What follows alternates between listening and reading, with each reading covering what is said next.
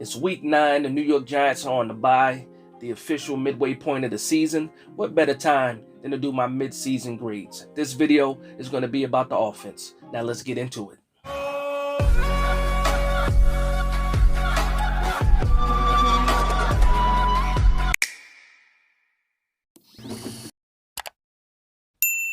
Hello and welcome to Big Dash Knows. Big Dash knows what? New York Giants football. Let's go. Today's video is my offensive midseason grades. We're at the halfway point of the season. The New York Giants are 6-2 going into the bye week. Next week we will be facing the Houston Texans in week 10. But I just want to talk about this offense and some of the grades that I'm giving these guys, going into the second half of the season. Now, there will be some guys that are not on this list of grades. One of those guys is going to be Nick Gates. Nick Gates has not played enough this season for me to put a grade on him. Obviously, there's some other guys that are like on the PUP list and things like that that I'm not going to get into in this video. But just a short, disclaimer for this video. I'm talking about grading guys on their value to this team, the production with this team, and then overall contract versus production on the field and things like that. So without further ado, let's get into this video. So the very first person on my list is going to be Kenny Golladay. And as you can see, the grade for Kenny Golladay is an F. And I've given Kenny Golladay an F for a couple of reasons. Now, I thought about giving him a D at first because he has been injured this season, hasn't played much, but he played enough games but did not have enough impact that I feel like the F is warranted. Now, going off of how much money he makes, the way that he talks about being a wide receiver one and wanting to be on the field and why he shouldn't be playing, the production just not match, the talk. So I'm going to give him an F now. Now, here's the thing, though. With Kenny Golladay, right now, when you look at this wide receiver room, we can absolutely use Kenny Golladay in any capacity. Hopefully he's healing up. Hopefully, I guess the plan right now is that he'll be ready, for week 10 and ready for that Texans game. And I hope so, because any production that he can give us right now is going to be better than what we've seen already, in the early part or the first half of the season. So even though I'm giving Kenny Golladay an F for the first half of the season, I do expect that grade to go way up. I do expect him to make some type of an impact to the offense, whether it's decoy or if he's actually contributing in the offense, especially the receiving game, then I expect that grade to go up. But right now, Kenny Golladay gets an F from me. Okay, so now the next group is going to be the D grade.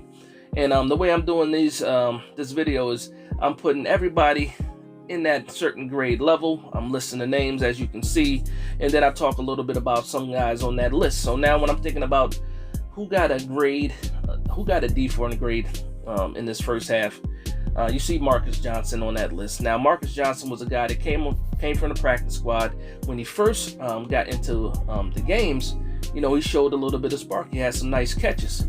But the further we went along, he had some big drops as well. So right now, my grade for Marcus Johnson is going to be a D, and I give him a D. Some people might give him an F because of some of the drop passes, but a guy from the practice squad, that did make a little bit of an impact, had some good catches, I can't give him an F because you don't expect guys to come off the practice squad and contribute, but he did make some contributions to this team, in those 2 games. The next guy is going to be Tyree Phillips. He stepped up for Evan Neal when he went down with the injury. And when he came in that game when Evan Neal went down, he had a pretty good game. But then that following week, his production kind of went down. You saw that Evan Neal is going to be very, very missed while he's trying to heal up and get ready for the second half of the season. Another guy on this list is David Seals. Now, David Seals was a guy, another practice squad warrior, in my opinion. Shout out to the Seals Army. You guys are out there. But to me, David Seals is a constant overachiever, which is a good thing because a lot of people didn't give him a chance. But the slip in Dallas that we can kind of blame for the interception, the drop balls, David Seals is showing that, even though he works hard, nobody's going to doubt that. He has some good chemistry with Daniel Jones on the biggest stages. He has not stepped up to the point that you want to give him something higher than a D. Tyrod Taylor, of course, I just have to have him on this list because he did come in to the game and got hurt right away. No real production on the season. Not expected from a backup quarterback, but I wanted to put a grade on it, so I'm giving Tyrod Taylor a D. Now, the next guy on this list is going to be Gary Brightwell, and I went back and forth on Gary Brightwell. I had him like a C because of his production when he wasn't in the game, and I really think I should have left him as a C guy because he can run hard. He's on special teams. He's returning kicks, and you know what? I'm going to go ahead and do that right now. I'm going to go ahead and move Gary Brightwell to a grade C, even though I know the graphic says D. I'm going to give Gary Brightwell a C now, the more that I think about it. And I think if he continues to get into the rotation, I think the more he will contribute to this offense. And I really do like Gary Brightwell because I wrote him off, dealing with last year and production, not getting a jersey some games and things like that. But I will say this, in the times in the preseason and even in the times in the regular season when he's been given a chance, he did do pretty well. I tell him to slow down on bringing the ball out on every kick return to save us a little bit of yards or save us from missing some yards. But other than that, Gary Brightwell, I'm going to bump you up to a C, and I'll do that. Now, the next set of grades I'm going to give out is for the C-level grades. And there's a lot of players on this list. So I'm not going to go over every player, but you see the names up there. I just want to spotlight a couple of guys. Now, I know you guys are looking at Richie James. Like, what is he doing with a C? Outside of the 2 fumbles that you can say, and I've argued, can cost us a game against Seattle, or at least the momentum of getting that game in Seattle, a 10-point swing, Richie James did good at the beginning of the season. He was leading our team in receptions and yards. Now, given from where he came from, the amount of money he makes, and the impact that he made on the field, that's why I'm giving Richie James a C, and I stand on that. So Richie James gets a C from me. Wan'Dale Robinson also gets a C, and you're like, how can you put these 2 guys on the same level? First, Wan'Dale Robinson didn't play much. He's only been healthy for about 2 games, and you saw his impact in those 2 games. But at the end of the day, it's only 2 games. I expect his grade to go way up. He's your 2nd-round draft pick, and you expect him to be a little bit higher on this list, especially in the midpoint of the season, especially with some of the other names that were available at the time that Wan'Dale Robinson was picked. But right now, you can see how they're working him into the scheme. You see that they picked him for a reason, to run some certain types of options and packages. So Wan'Dale Robinson, even though he has a C right now, I can see him getting bumped up as well. Darius Slayton. Darius Slayton, I went back and forth with him because I wanted to give him like a B-, but I ended up leaving him, in that C grade level because of he didn't get a chance to contribute to later on in the first half. The first couple of games, he didn't get the kind of snaps. Some games he didn't even dress. And I know that a couple of guys that I talked to, we were thinking like, what is going on? Darius Slayton needs to be playing. He's the only guy that can get separation. He has chemistry with Daniel Jones, and all this stuff is true. But for some reason, he couldn't make it on the field. And I remember Dable saying, he likes that Darius Slayton keeps his head down. He keeps working hard. And then when he got his chance, he showed that he can still do a little bit. And he actually did more than a little bit. He contributed a lot in some of those wins in that first half. Daniel Jones still showed that he had that chemistry with him, and they were able to make some big plays. That touchdown pass in the Jacksonville game was perfect. And again, him and Daniel Jones have good chemistry. So I do want to leave Darius Slayton with the C, but I can see him moving into that B category very, very soon. Now, some other guys on this list, Tanner Hudson, I left him as a C. I think he's a good 2nd tight end for us, but on any other team, he's probably like the 3rd tight end. Chris Myrick as well. He's a hybrid. He's playing the H-back, also playing some tight ends since Bellinger went down, and he's doing pretty good. So I like him with a solid C there too. John Feliciano, to me, might be the weakest point on the offensive line. I like the way he pulls at the center position. Again, this is his first year as a full-on center playing that position, so you have to take that with a grain of salt. But also, he is a veteran, a true veteran. He's been in the league for a long time, and I don't like him in pass blocking, but again, in the run game, I think he's pretty good. John Feliciano, a solid C from me. Not too much more that I can give him on that. Again, rookie Joshua Zudu, guys like Ben Bredesen, those guys, I also give a C. And Ben Bredesen, he was looking like the most improved offensive lineman for us for a bit before he got hurt in that same game that Evan Neal went down. And I just can't wait for these guys to come back. Of course, Ben Bredesen is on the IR, so we don't know how long it's going to take for him to get back.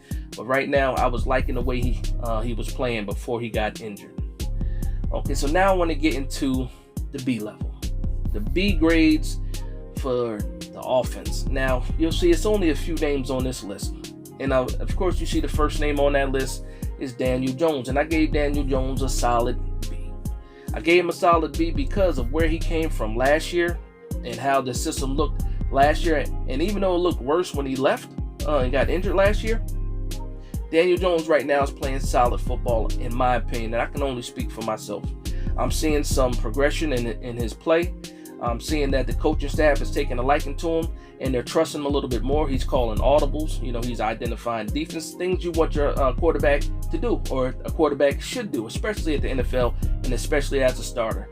But he proved to me in some of those games, he has 5 game-winning drives in 7 games. The guy's playing better than we've seen him play in a long time. And right now, I think if we can continue to run the ball successfully, Kenny Golladay comes back. We just signed another wide receiver off of waivers. I believe he's going to get bumped up pretty soon too. We can try to work this passing game in, and I think Daniel Jones can succeed in this system the way it is right now. But if you also allow that passing game to get started, I think he's gonna grow and blossom into this scheme. So I gave Daniel Jones a solid B for the first half of the season. Some people might have him as an A. Some people might have him as a C. I know one guy that probably gives him an F. And we know who that guy is. But, so Daniel Jones gets a B from me. Now, Daniel Bellinger. Now, he was one of the bright spots of the draft. And when we drafted him, I had to do a lot of research on him because he was not one of the guys I had on my list of tight ends coming out of college. And once I saw the tape, I saw that he's a good blocker. I saw that he's also athletic.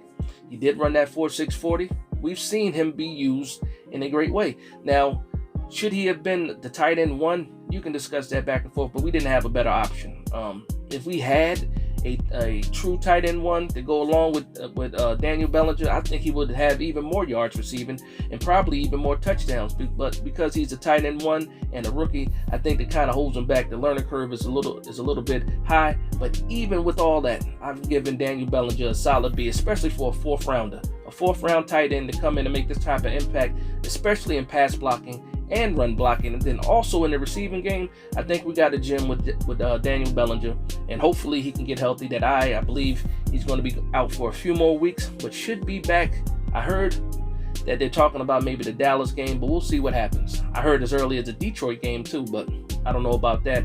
Let this guy heal up. The eye is sensitive. Hopefully he wears a visor from now on. But Daniel Bellinger gets a big B from me because I've liked what I've seen so far with Daniel Bellinger. Now, the offensive line, there are 2 other guys that got a B from me. We have Mark Lewinsky, and then we also have Evan Neal. Now, with Mark Lewinsky, I like to judge offensive linemen by how I don't hear their name at all. And when it comes to Mark Lewinsky, you don't hear his name about penalties. You don't hear his name about giving up too many sacks, giving up any kind of pass rush pressures, things like that. So if I'm not hearing your name as an offensive lineman, that means you're doing a pretty good job. And I'm liking what I'm seeing with Mark Lewinsky. Now, we did sign him on a 3-year deal. As far as our free agents goes, he got the most years as a contract. He got the biggest contract, 3-year deal. Everybody else that we signed was pretty much on 1-year deals. So Lewinsky, Shane showed a little bit of faith in Lewinsky, Brandon Brown as well. We signed him to a 3-year deal, and I'm not mad at that right now. Now, I do believe that we have some guys waiting in the wings to replace Lewinsky, in the future, because he is getting a little bit older. But right now, a solid B from Lewinsky, and then I'm getting to the rookie Evan Neal. Now, Evan Neal scared a lot of people, especially in the preseason, especially in some of these games in the first half of the season. And I was one of those guys that were nervous, like, what are we going to do? He's not learning fast enough.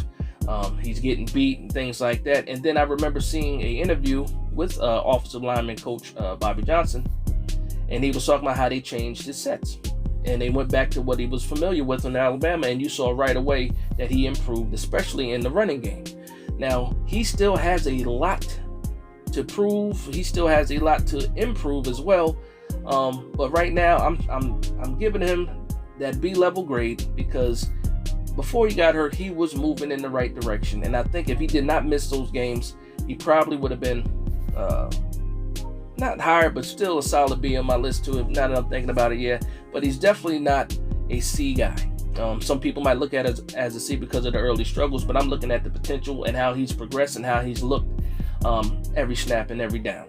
So he's absolutely improving. I think if we continue to play with against good competition, I think he'll get better and better, kind of like Andrew Thomas did. Not calling him Andrew Thomas because he's playing phenomenal right now, but we'll get to him. But right now, Evan Neal is not quite where you want him to be, especially being, 7th overall pick.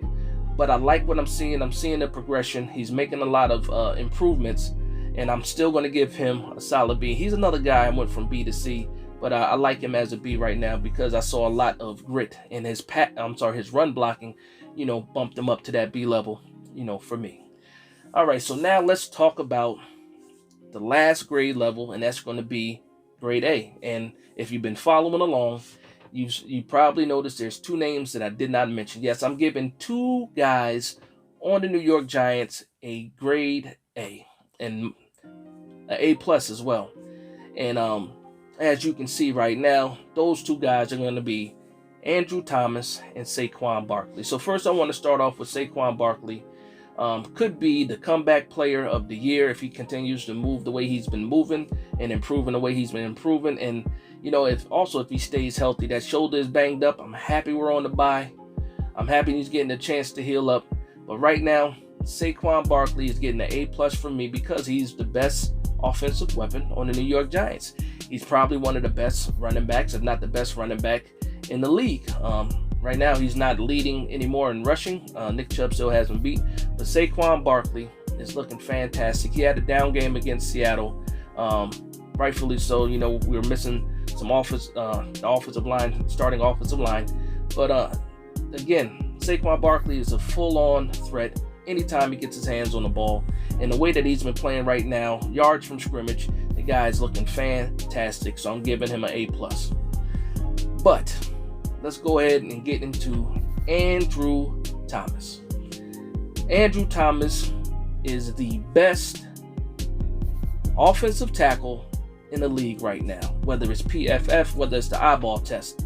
Andrew Thomas is looking phenomenal. He's playing at an all-pro level, and everybody sees it. He's athletic, he's strong, he's improved a lot. His footwork is impeccable right now, and you love to see it. When Andrew Thomas first got here, just like Evan Neal, everybody was like, oh no, I think we got the wrong guy. You got guys like Becton, you got guys like Tristan Wirfs, I believe Jedrick Williams. These guys were looking way, way, way better than Andrew Thomas. He was dealing with the ankle 2 years in a row. Last year, he stepped up a little bit. But this year, right now, Andrew Thomas is looking like the best tackle in all of football right now. And I may be a little bit biased, but I'm not the only person saying it. It's a lot of people outside the Giants organization saying it as well. As Brian Baldinger. Andrew Thomas is playing phenomenal right now, playing at an all-pro level. If he keeps it up, he will be an all-pro. And when's the last time the Giants had a guy playing at an all-pro level? It's been a while, especially on the offensive line. So I'm happy. I'm excited for the rest of the season with Andrew Thomas. Hopefully he can continue to stay healthy, heal up all the little nicks and knacks that they're dealing with. This bye week is here. Hopefully they can heal up from those. But Andrew Thomas is having a fantastic year, and I appreciate him, in his development and the way he's been working hard. You see videos of him working in the gym. He's in the weight room. He's doing all types of things to improve his game. And you love to see things like that. But that's going to be my list. Mid-season grades for the offense. Hope you enjoyed it. Please like, comment, and subscribe. And from one Giants fan to another, this is Big Dash Knows, Big Blue Nation. Let's go.